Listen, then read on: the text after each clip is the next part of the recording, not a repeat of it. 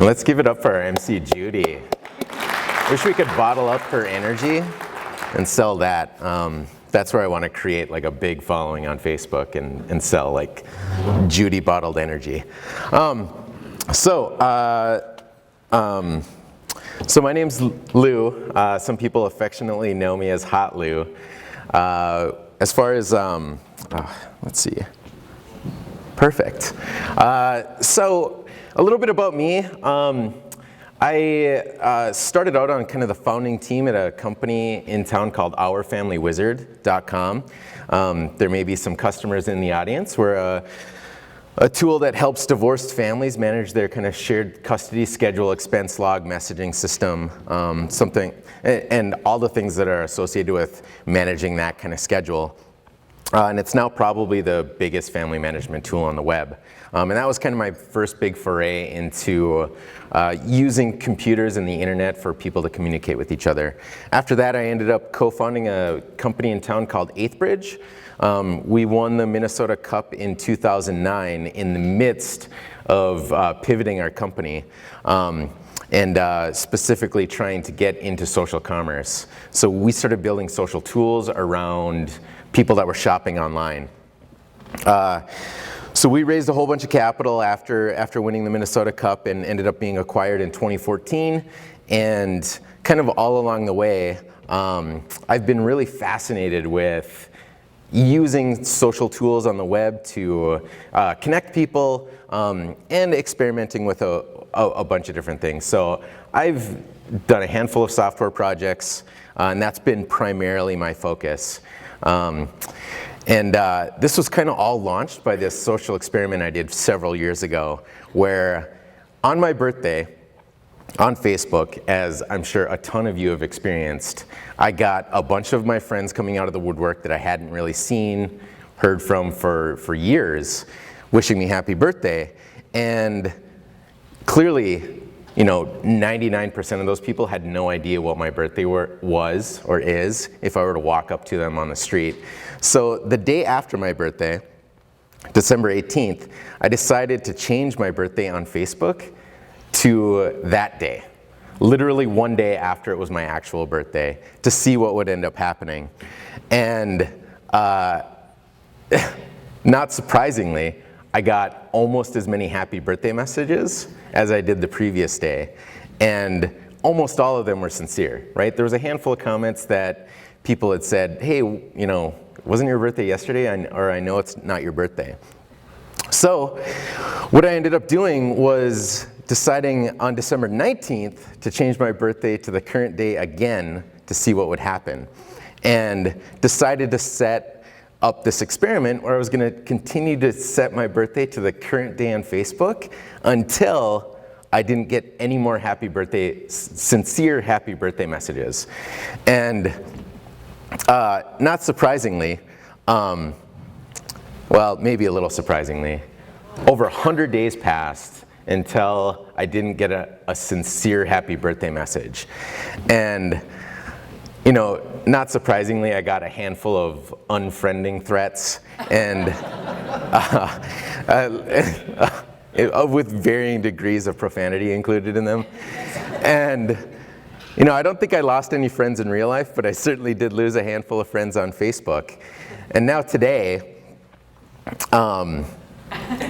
every time it's my birthday, I'm getting messages that are more or less, and now it's been over 5 years or 6 years since I did this experiment, and now I continue. Even my birthday last month, I got probably about half of the messages were around the same kind of message, like, I don't know if it's actually your birthday, but happy birthday. Incidentally, if you want to try this yourself on Facebook, you're only allowed to change your birthday once now. So I don't think Zuckerberg looked at my experiment and tried to change the policy.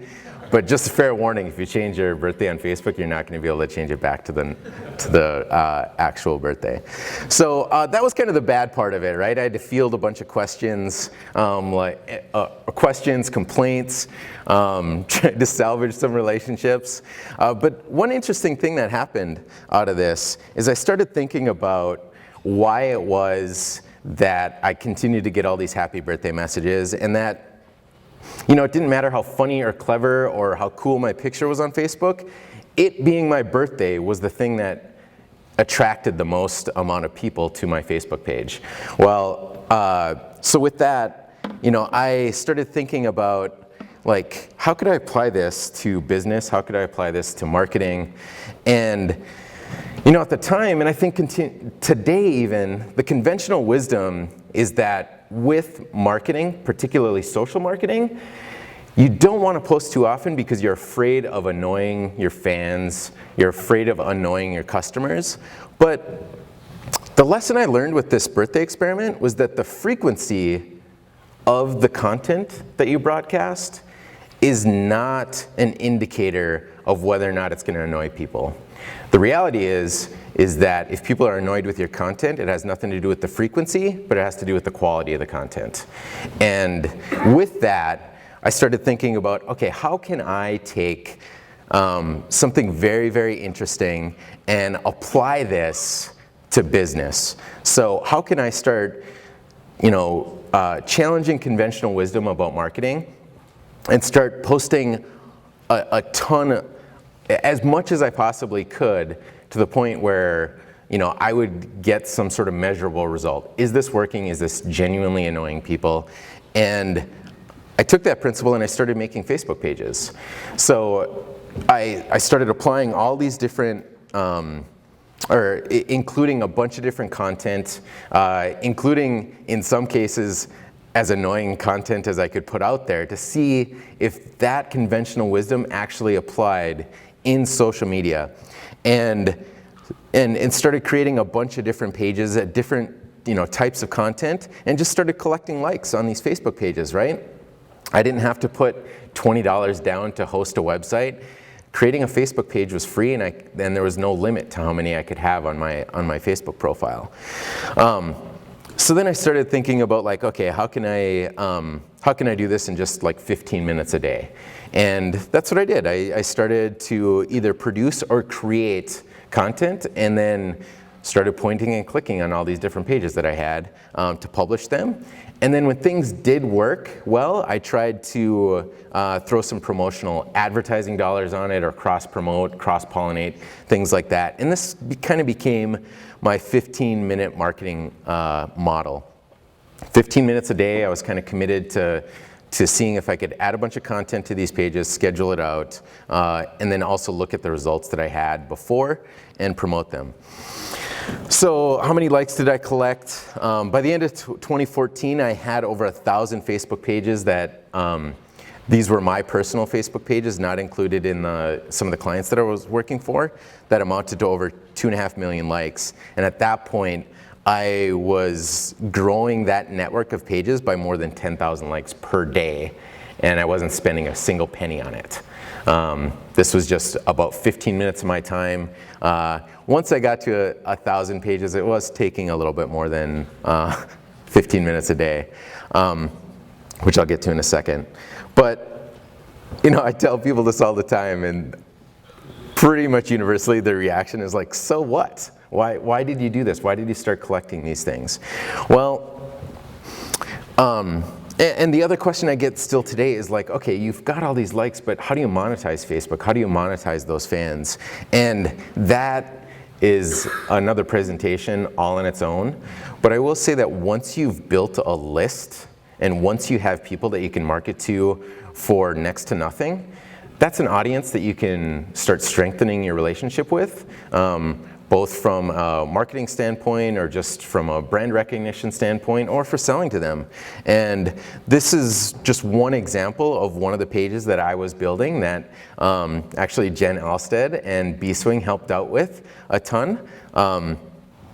But one of my lists was a girl I was dating at the time was a children's entertainer out at the Renaissance Festival named Twig the Fairy, and one of the pages that we helped build was a page built around her brand. And that page eventually got to over 250,000 likes, and one of her dreams as an entertainer was to self-publish a book.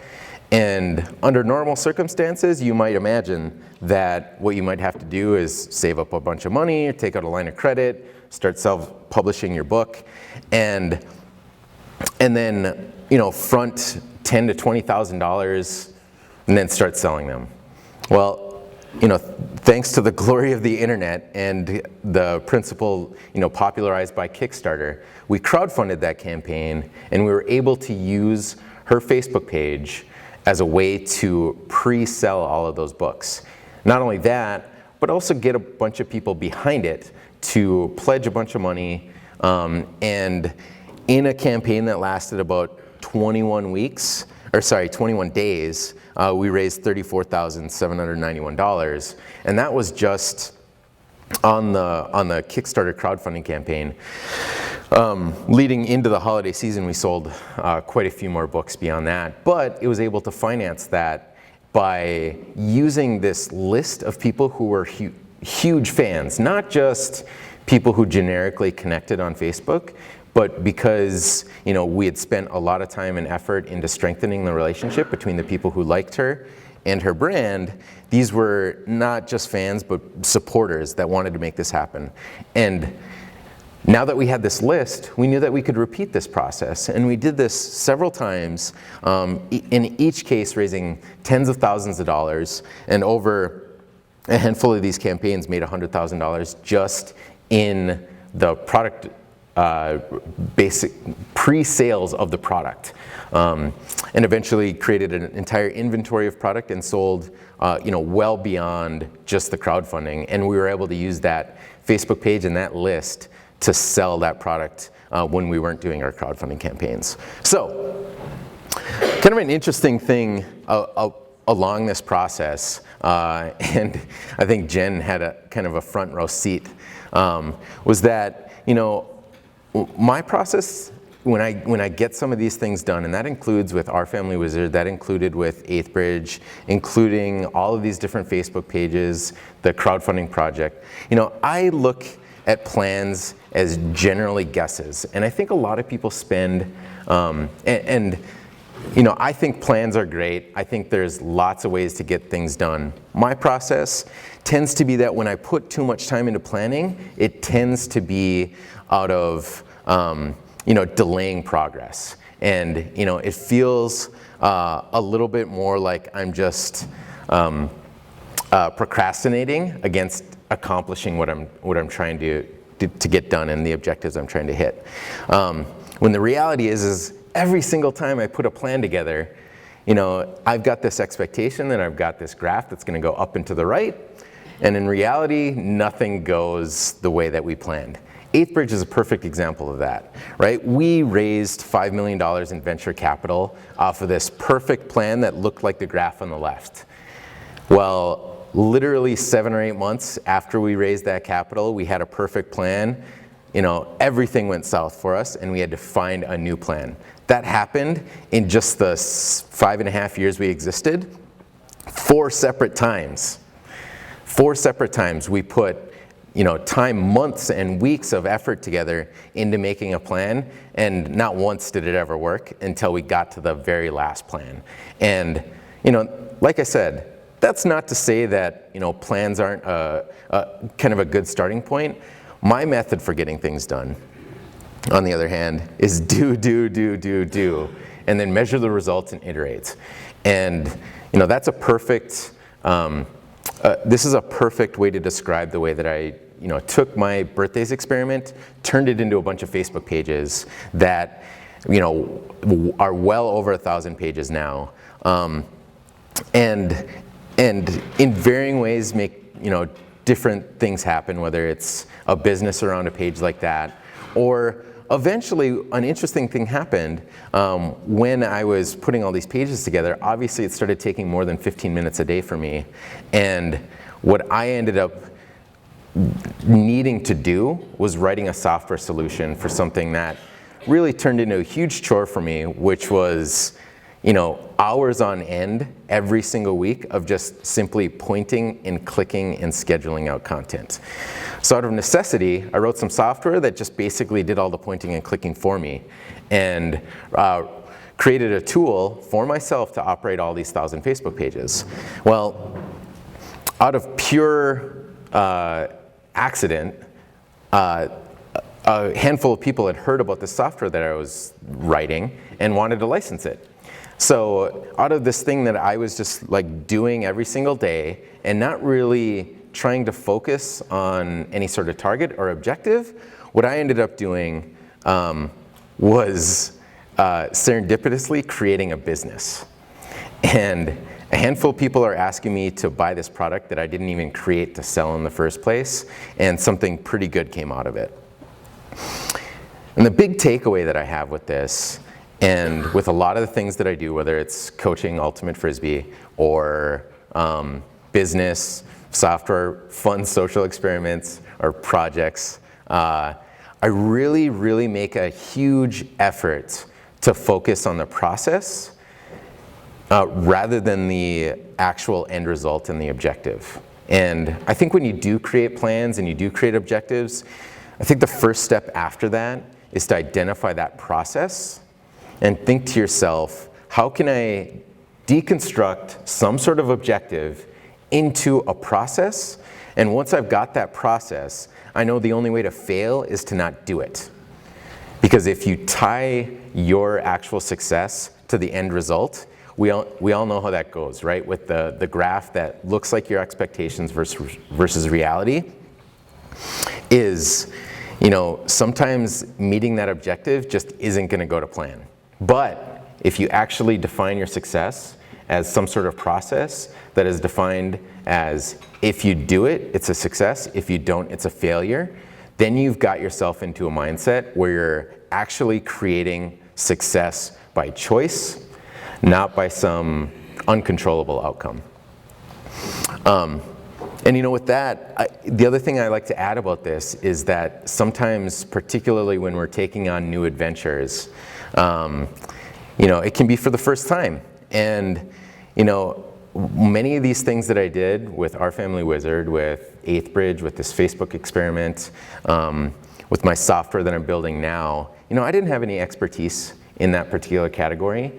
But this is something that's in the back of my head all the time, is I'll never be good at anything if I'm not willing to risk sucking at it for just a little bit. And I think that starts with any skill level you have, any age, whatever it is. I think a lot of us can be discouraged by two things. One, reading headlines of other businesses that have hockey stick growth. They go not only up and to the right, but they go up into the right really, really rapidly. And what we forget is that for every company that did that, there are 100 companies that didn't take that path, right? Instead, they had a slow and steady course that helped them win. And Facebook is a really good example of that, where I think a lot of people look at that business as some sort of overnight huge success. And the reality is they didn't make any money for 8-9 years in the first, and that's almost a decade. Imagine that as your career, as you're like Mark Zuckerberg, and that's the only job you've ever had,